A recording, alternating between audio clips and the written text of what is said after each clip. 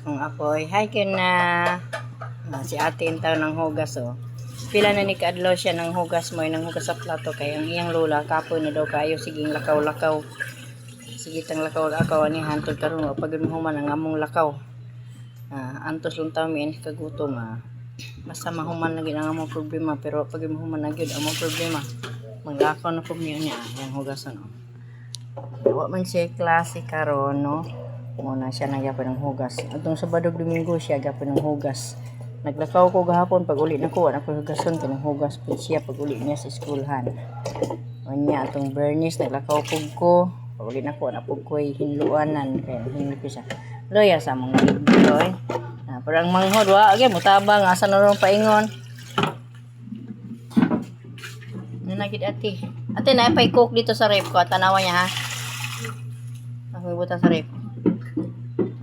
Mana yung tao ng trabaho niya kinaluin na daw siyang lola pero yung patong siya sa lababo patong siya sa bangko patong siya kay di man siya kabot tapi tubig ito sa kabaldi ay among panghugas mga kalola tubig na sa tabay or balon ako nang gikawa siya kanina kaya ingon mo siyang la inigulin ako hugas niya ka may trabaho may kuan man siya hugas kapon pag uli niya giling sa eskwelahan ang hugas po siya pero naman ako tubig kay lisod kayo magsinig timba sa tabay.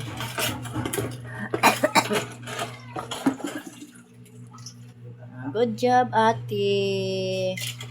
Ibutang ipatulo sa diri ate o sa imo i-file sa kuan ha.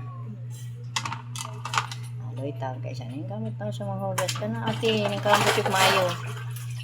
Kaya naluin na daw siyang lola niya. Kinigabot ako po tinigil ko yan kikay pa madalikat paglaba nagikan pas lakaw-lakaw luin na daw kay siya salamat ate kyo na ate ko na uy